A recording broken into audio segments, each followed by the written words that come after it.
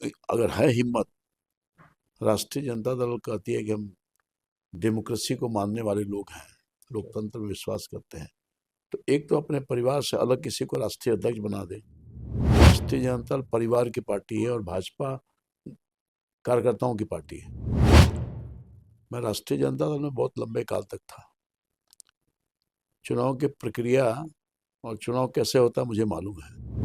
लोकतंत्र है और भारतीय जनता पार्टी एनडीए की सरकार ही लोकतंत्र को बचा कर रखी और बचा कर रखेगी भी। ये लोग तो परिवार तंत्र वाले लोग हैं। नमस्कार, न्यूज फाउंडेशन देख रहे हैं आप। मैं हूं आपके साथ धीरज सिंह।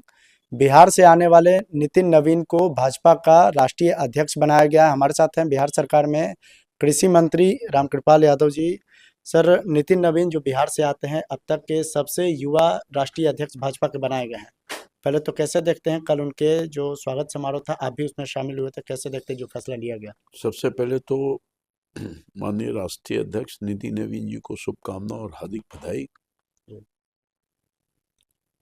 मैं समझता हूं कि अब तक के बिहार के और भारत के इतिहास में पहली दफा भारतीय जनता पार्टी के राष्ट्रीय अध्यक्ष के रूप में एक बिहार का साधारण घर का लड़का इतनी ऊंचाई पर पहुंचता है तो हम सब लोगों के लिए गर्व की बात है। मैं शीर्ष नेतृत्व जिन्होंने निर्णय लिया उनके प्रति कोटि सा आभार व्यक्त करता हूं कि एक बहुत ही प्रतिष्ठा बिहार वासियों को देने का काम किया आपने। जी, लेकिन आरजेडी और कांग्रेस उनके निर्वाचन पर भी सवाल उठा रही है। उनका कहना है कि केवल एकमात्र वो खड़े हुए थे चुनाव में, इस तरह का चुनाव तो पहले कभी वो देखे ही नहीं थे। देखिए, विधिवत हमारे पार्टी में ये क्षेत्रीय पार्टी नहीं है, ये राष्ट्रीय पार्टी है। चुनाव की जो प्रक्रिया है उसको अडॉप्ट किया गया, नामांकन हुआ और नामांकन के बाद जो विड्रॉ का समय होता है या फिर चुनाव की अन्य प्रक्रिया है, कोई उम्मीदवार था ही नहीं इनके खिलाफ, तो विड्रॉ कोई किया ही नहीं और अनकंटेस्टेड ये राष्ट्रीय अध्यक्ष निर्वाचित हुए। राष्ट्रीय जनता दल जिसकी चर्चा आप कर रहे हैं, आपने कहा कि 25 तारीख को उसकी बैठक है। 25 तारीख को पटना में राष्ट्रीय कार्यकारिणी आरजेडी की होने जा रही। कहा जा रहा है कि राष्ट्रीय जनता दल का राष्ट्रीय कार्यकारिणी समिति की बैठक हो रही है 25 तारीख को। उसमें राष्ट्रीय अध्यक्ष का चुनाव होगा। मैं राष्ट्रीय जनता दल में बहुत लंबे काल तक था। चुनाव की प्रक्रिया और चुनाव कैसे होता है मुझे मालूम है। गए, सर्वसम्मति से निर्णय ले लिया। यही बैठक में यही तय हुआ जो पहले से ऑलरेडी ड्राफ्ट किया हुआ रहता है। रजिस्टर में कोई खास व्यक्ति ड्राफ्ट कर लेता है 5, 7, 8 लाइन का और हो गया निर्वाचन की प्रक्रिया पूरी हो गई।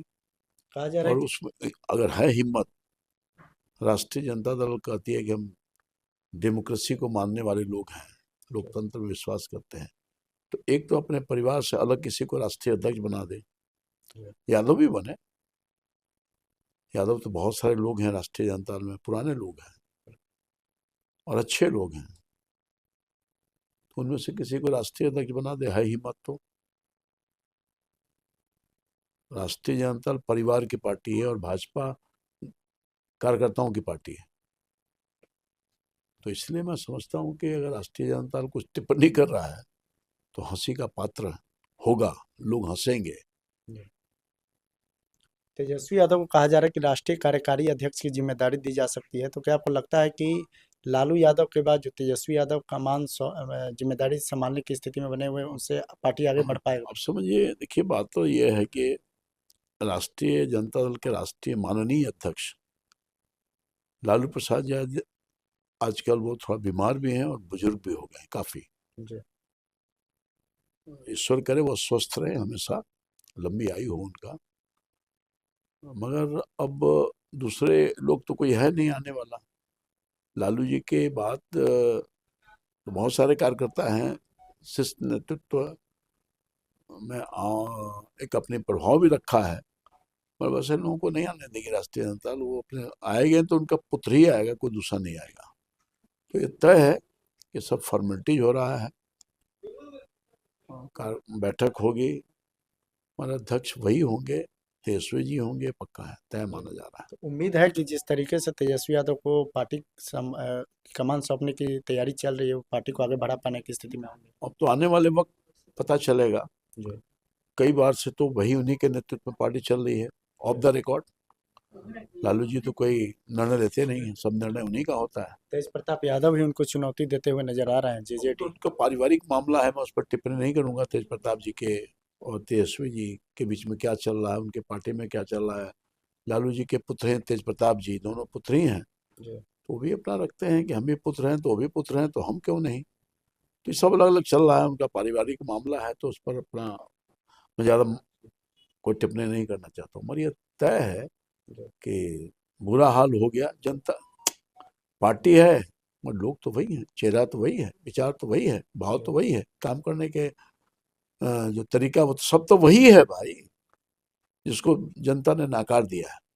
जनता एक बार किसी को नकार देती है तो दोबारा बहुत मुश्किल से विश्वास जीत पाने में लोग सफलता हासिल करते हैं।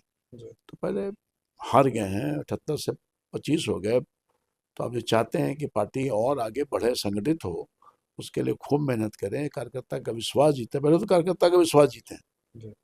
जो आदमी कार्यकर्ता से मिलता ही नहीं हो, जैसा कि आरोप है, कोई आदमी जो है जब अपने कार्यकर्ता से नहीं मिलेगा, जनता से नहीं मिलेगा, उसके सुख दुख में नहीं जाएगा, तो पार्टी का नेतृत्व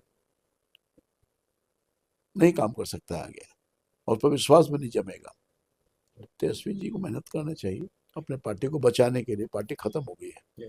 आखिर में एक सवाल आप कह रहे हैं पार्टी खत्म हो गई, लेकिन वो तो कह रहे हैं कि जो चुनाव हुआ उसमें लोक नहीं तंत्र जीता है, तंत्र और मशीनरी के कारण बिहार में चुनाव जो है एनडीए जीती वो जो चुनाव जीत गए, बहुत उनका भी आया है ना भाई, उनका कांग्रेस पार्टी, उनके लाइव लोगों का तो तंत्र अगर हावी होता शून्य कर देता।